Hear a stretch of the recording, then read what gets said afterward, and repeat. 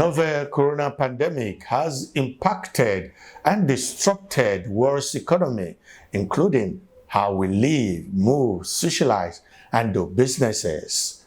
Welcome to your favorite tech show on television with Don Pedro Agambi.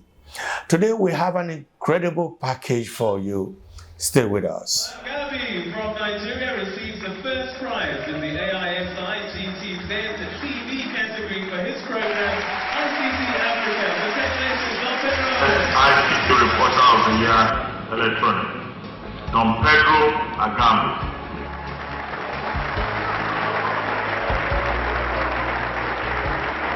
When we come back from this quick break, you'll meet our tech personality of the week. The coronavirus is among us and can make you very ill. Symptoms of the disease are a high fever, cough, and difficulty breathing. It is important to understand how you can get the virus, so pay close attention. You can get the virus on your hands by touching something, then touching your face. The virus cannot enter the body through the skin but only through your eyes, nose, and mouth. You can also get the virus by being too close to someone who has the virus. The virus can remain in the air for a short while and can reach your face.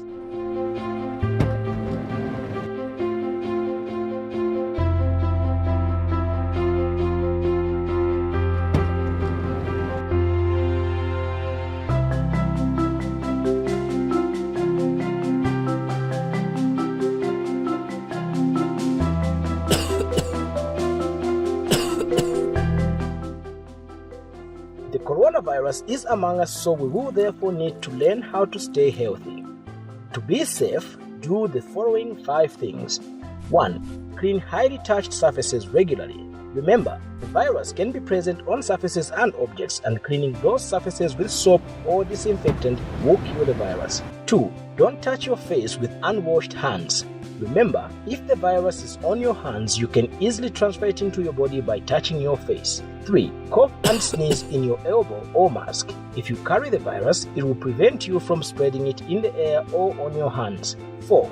Wash your hands often with soap and water for at least 20 seconds or with hand sanitizer, preferably after touching objects. The virus hates soap and sanitizer and will die.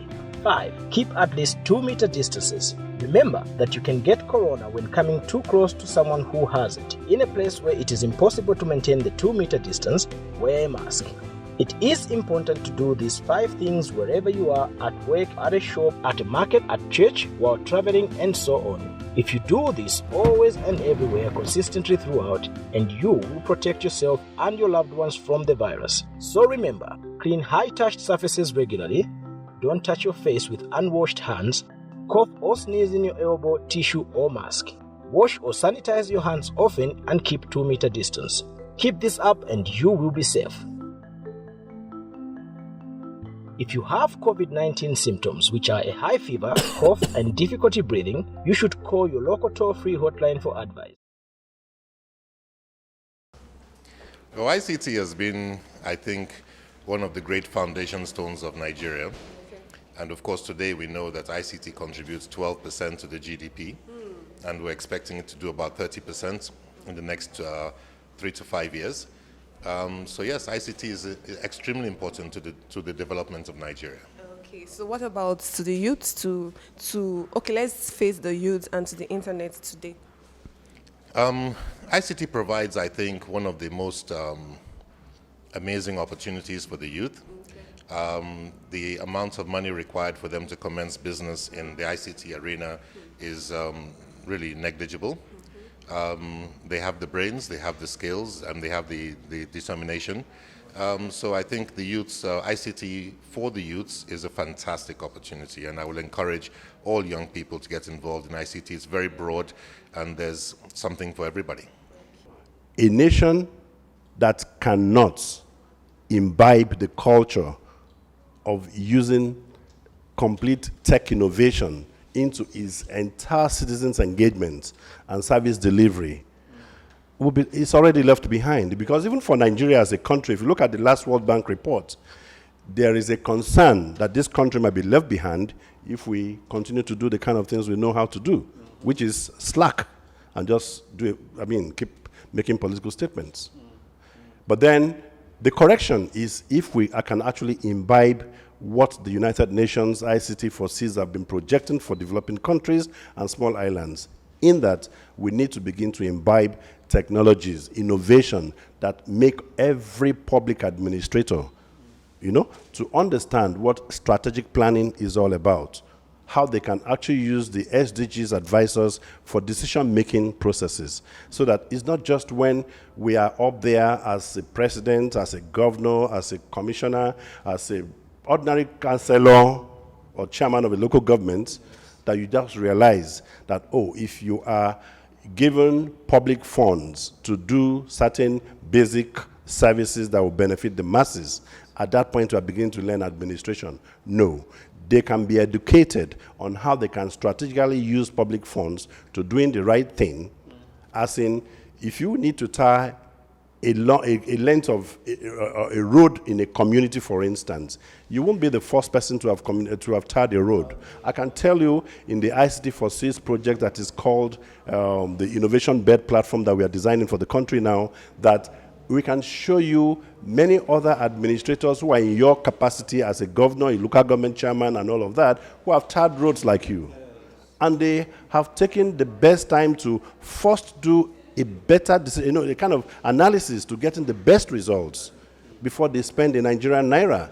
But here, you have spent money before you even get to start the work, if you ever do it at all. So you see, I think it's a cultural problem. When you talk about corruption, corruption is embedded in the way we lead. So when you say our commissioner, our leaders corrupt, they are actually corrupt because their methodology, the ways of doing things in government, they're actually not auditable. They are not after any strategic planning. Because if they were to strategically plan for every bit and every kobo you spend, Nigerian naira you spend, then an average Nigeria today wouldn't actually have the problem of living below the naira we talk about per day, as almost like the capital city for poverty, which is really, really ridiculous for this country. Well, it doesn't need much telling. You just need to pick up your let's start from your ATM card. We used to have something called tally number, where you take a whole day to go to the bank. Now you've got an ATM card. Everything that drives that is technology. Now you look at the smartphone that you're holding in your hand. Everything there's technology. These things didn't exist. In fact, the acceleration over the past 20 years has been phenomenal. And I think that the next 10 to 20 years is going to be absolutely, amazing. Breathtaking, really, because Nigeria is very quick. Our people are super smart. They are very, very entrepreneurial and always ready to take on any challenge. And the current challenge really is to transit us to a digital economy. And I think we're well on our way towards achieving that. So, very happy. Our Tech Personality of the Week is the Chief Executive Officer of the Nigerian Investment Promotion Commission, Yewande Sadiku. Stay with us.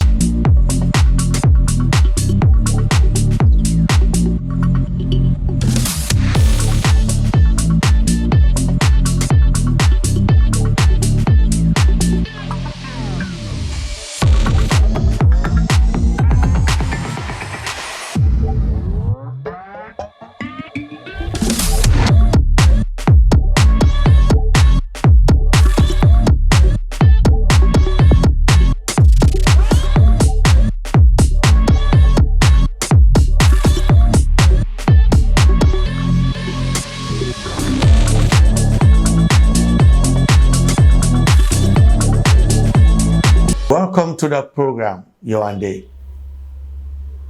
As you already know, we are in the era of, the novel corona pandemic. How would you assess the entire pandemic era and its lessons? The pandemic has brought a number of things to the fore. The world has seen a disruption of value chains in a manner that the world has never seen before.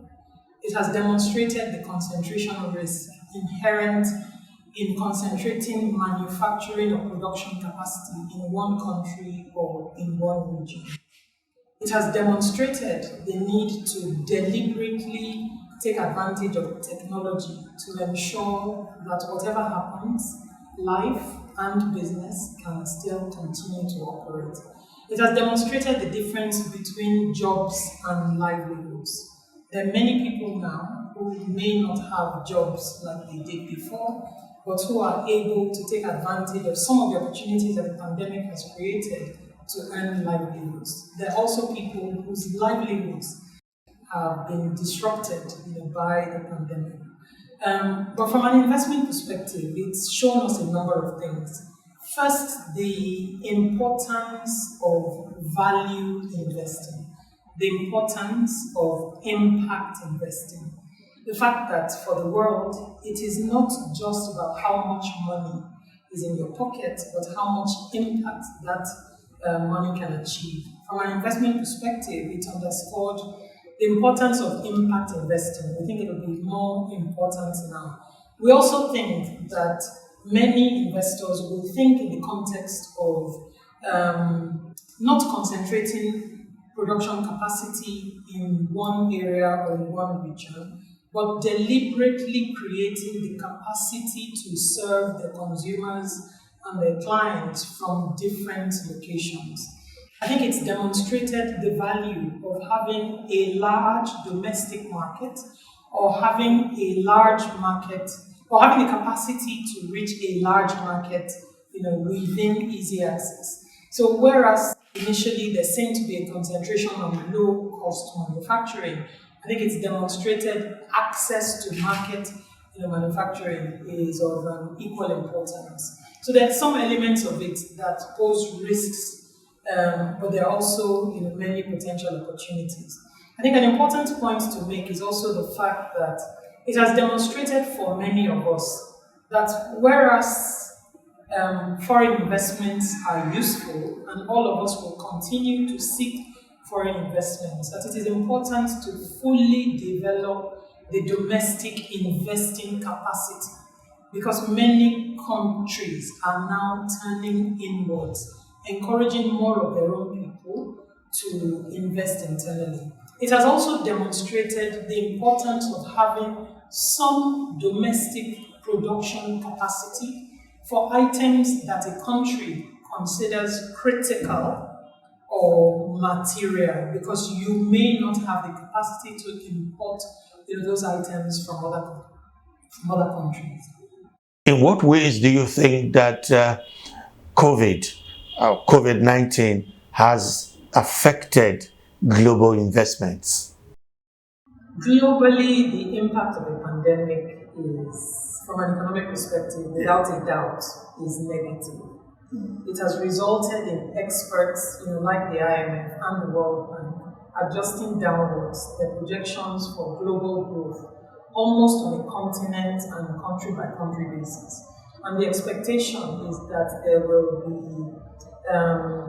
a global recession, a sequential recession, if you like. Not everybody will go at the same time, but many countries are expected to. It has also resulted in expectations of reduced foreign direct investment globally. The expectation for 2020-2021 is a decline of about 40%. As the impact of the pandemic continues, we expect that rate of decline to be accentuated even more. Because companies are making less profits than they made before, and profits generally represent an important component of what companies invest. But when you look at life from the perspective of averages, in reality, you can miss some fine detail.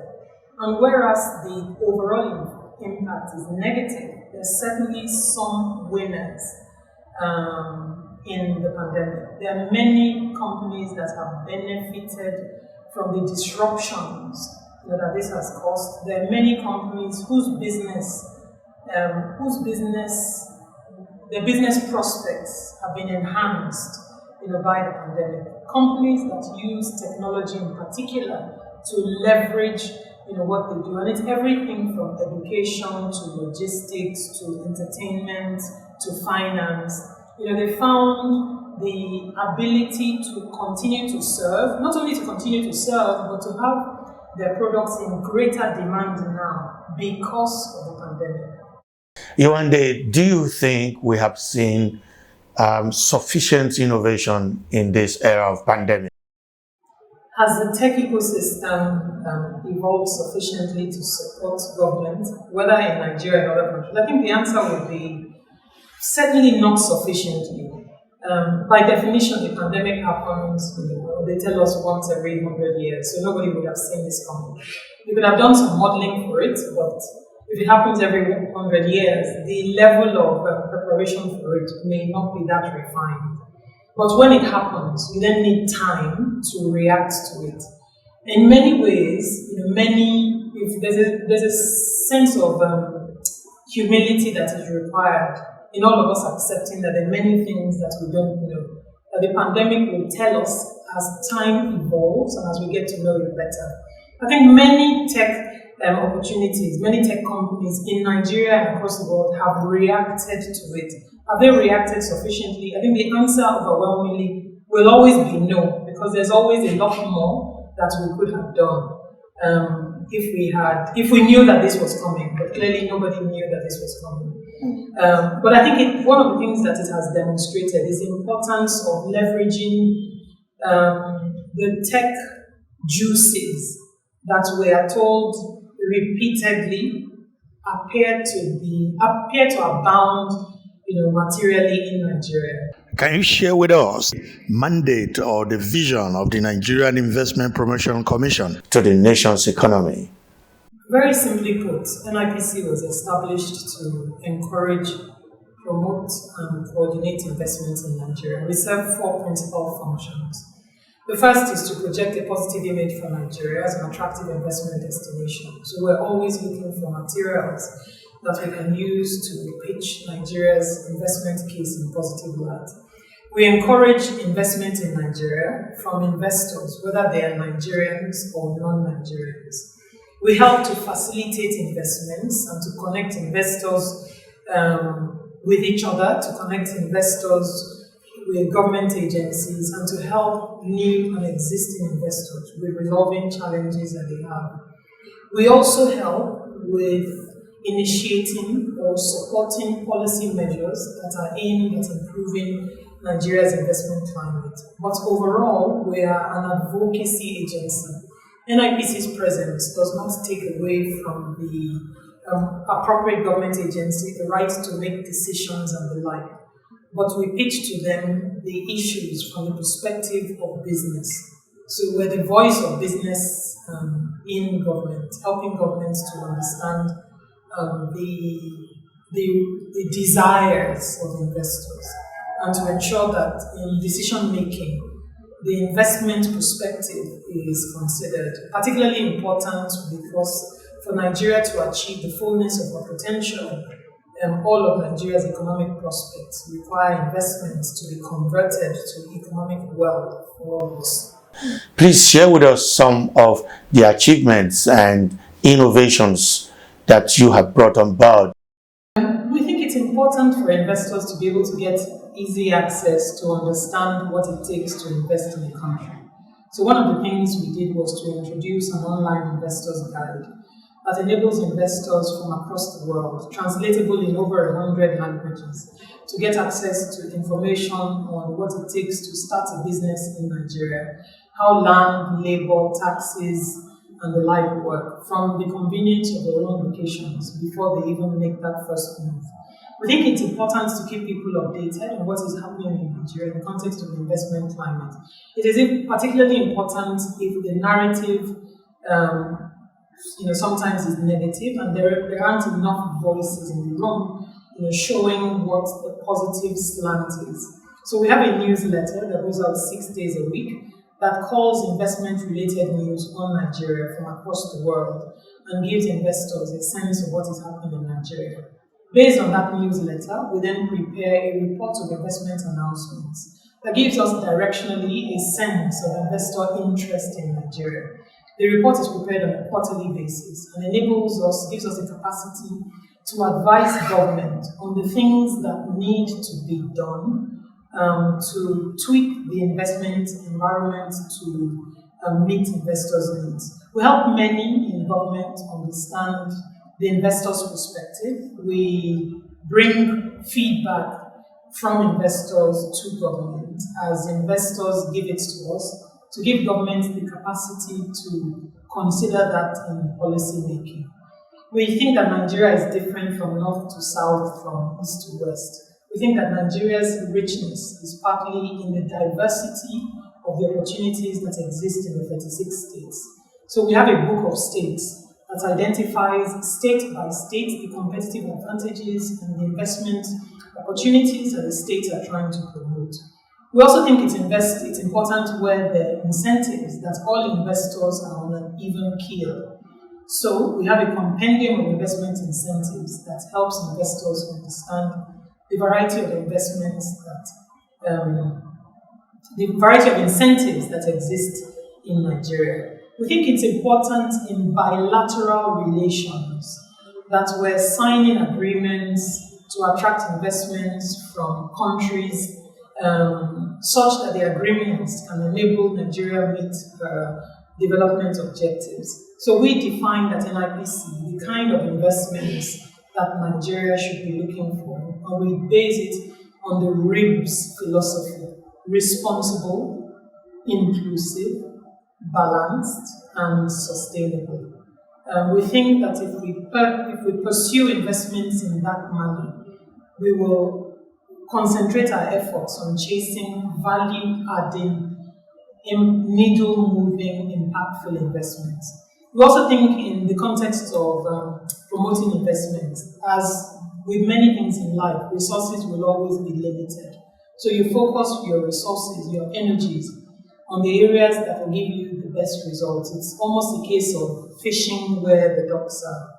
In that context, we went through a rigorous process and identified 20 countries that we consider to be of strategic importance to Nigeria for investment promotion. It doesn't mean that these are the only countries that we want investments from, but these are in countries whose relationships we will manage in a strategic manner, and building the appropriate connections with key stakeholders in the public and the private sectors in those countries to ensure that we have the capacity to access the kind of investor audiences that are appropriate in those countries. Ultimately, we're building the capacity for proactive, targeted investment promotion.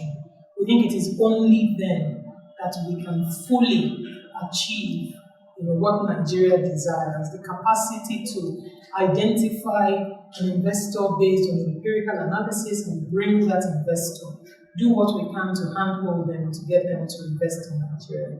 In all of this, we think it is resoundingly important that Nigerians are encouraged, that Nigerians are engaged to invest in their own country. We think it is of critical importance that domestic direct investment is as vibrant as foreign direct investment.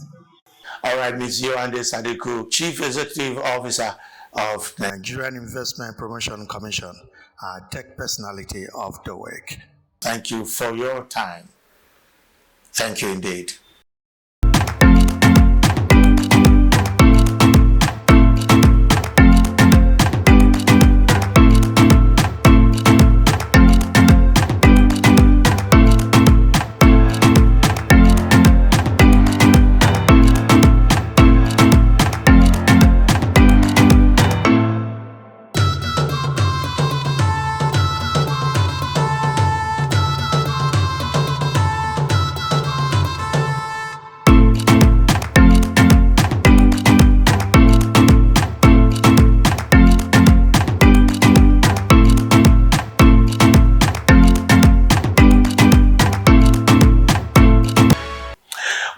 Found some of those informations quite useful, and you can reach us on the numbers and emails now showing on your screen. I'm Don Pedro Agambi on behalf of the production crew. Thanks for watching. Same time, same station. We'll be back next time. I'll see you.